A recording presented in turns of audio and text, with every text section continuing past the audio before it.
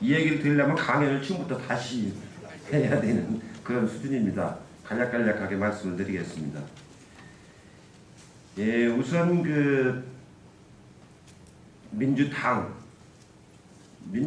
이제 평민당부터 이렇게 쭉 발전해온 당이죠. 87년 대통령 선거 때부터 이제 김대중 대통령을 중심으로 해서 쭉 성장을 해온 당인데 25년을 지나고 나서 보니까 당이 발전할 줄 알았는데 지금에 와서 보니까 당이 발전을 못했어요.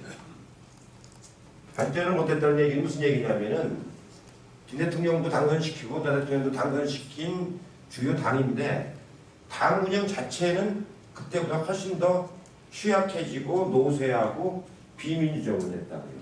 지금에 와서 보니까 의석수도 지금 80석밖에 안 되고 그 노선도 김 대통령 때보다 훨씬 더 보수화되어 버렸고 어떤 사안을 다뤄나가는 투쟁력도 훨씬 약해졌고 또 수도권에서 111개 중에서 30석도 없는 당이 되어버린 거 아닙니까?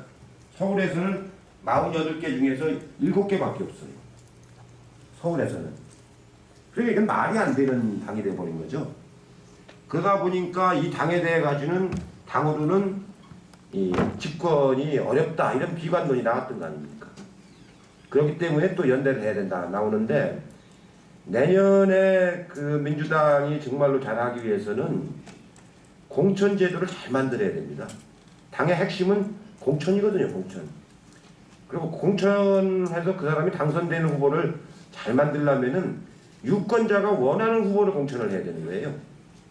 아까 말씀드린 것처럼 30, 40대들이 지금 우리 사회의 중추적인 세대고 가장 개혁적인 요구를 하고 있는 세대인데 그 사람들이 원하는 후보를 잘 공천을 해야 그 사람들이 일체감을 가지고 선거에 나올 거 아닙니까? 투표장에. 그게 아니고 기득권화된 거를 가지고 자꾸 그걸 내쳐내질 못하고 가버리면은 유권자하고 괴리가 된다고요. 괴리가. 2008년 선거가 그렇게 된 거 아닙니까? 그런 공천을 할 수 있느냐 없느냐가 민주당이 맞으면 혁신을 할 수 있느냐는 힘이죠. 힘. 그걸 못해버리면 소용이 없는 거예요.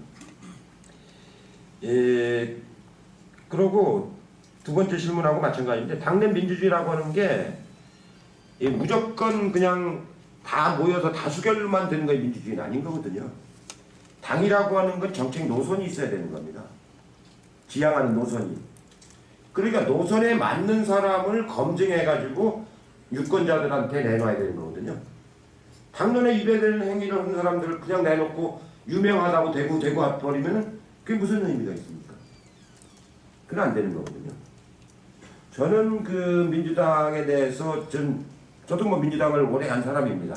20년을 한 사람인데 왜 민주당을 요즘에 안 하느냐면은 그런 당을 정체성 없이 끌고 가려고 하는 사람들이 너무 많아요. 당에.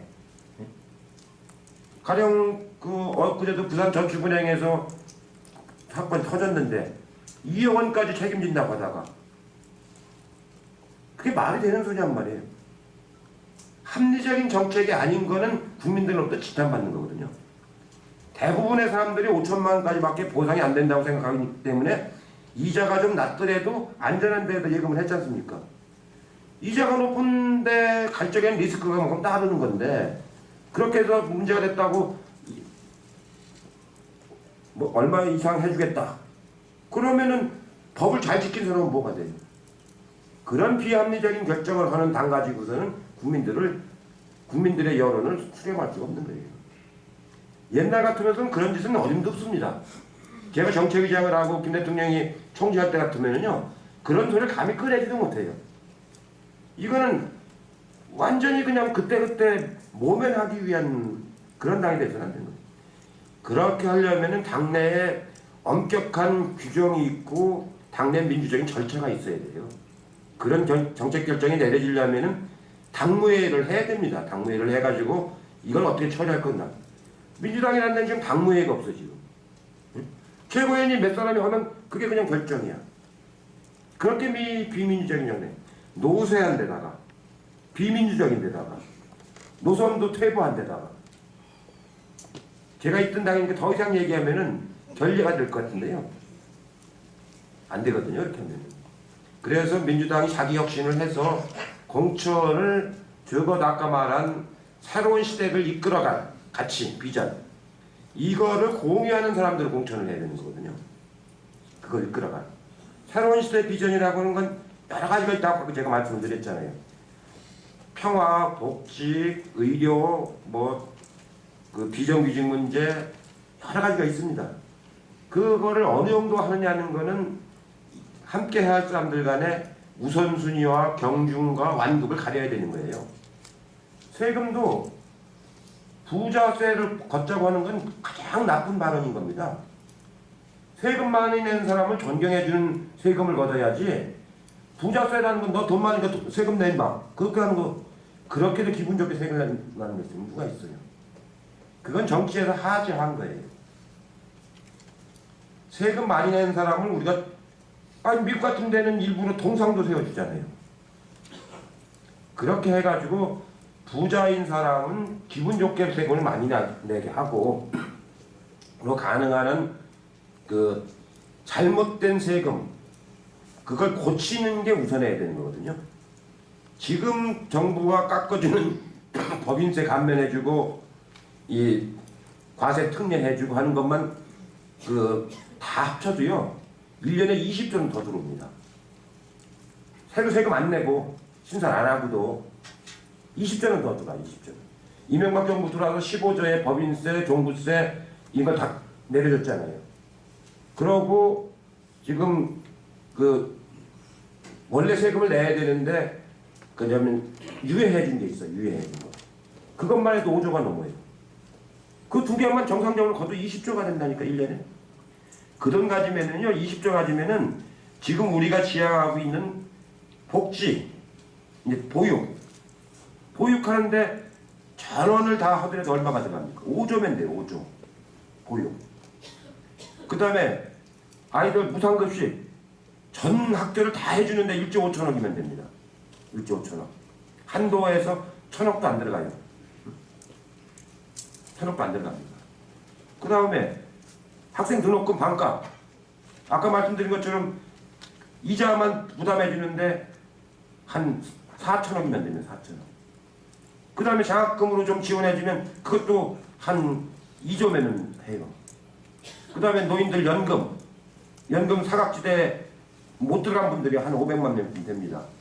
그분들 기초연금 해주고 20조 가지면 지금 현재 우리 국민들이 요구하는 수준의 복지에 필요한 예산은 충분히 남아요. 세금 더 안 걷고도. 그러고 성장이 돼가면은 들어오는 세금이 그만큼 더 많아지잖아요. 이제 갈수록. 이런 분별 없이 그냥 세금 걷어서 하자고 그러면은요 그렇게 해서 쫓겨낸 정권이 한두 정권이 아닙니다. 유럽에서, 캐나다에서 잘 나가는 정권이 세금 항목 하나 만들려다가 의석 2개짜리 전락한 정당이 있어요. 이런 분별 없이 해갖고 되는 일이 아니거든요. 지금 지방정부가 여기 민구청장도 와 계시지만 법인세하고 종부세 이런 게 다 줄어들어가지고 전부 빚더미 올라가고 있잖아요. 지금 전남 광주만 해도 1년에 얼마가 내려와야 되느냐면은 15조 중에서 40%는 지방교금으로 내려오니까 6조인데 6조 중에서 전남 광주가 한 10%만 차지한다도 1년에 6천억씩이 와야 할 돈이 안 오고 있는 거거든요. 그거 빚을 내서 쓰라는 거 아닙니까? 빚을 내서. 그런 놈의 무책임한 정부가 어디 있어요. 그런데 그건 할 생각은 안 하고 부자세를 물리죠? 아무리 천하의 진보 신당이라 하더라도 그건 진보가 아닌 거예요. 이런 것을 아주 정면으로 논의를 해가지고 바로잡을 건 바로잡아줘야지 진보만 주장하면 모든 게 다 무성하게 넘어가나요? 그런 건 아닌 거거든요. 이 참여정부, 구매정부가 얼마나 혹독하게 비판을 받았습니까?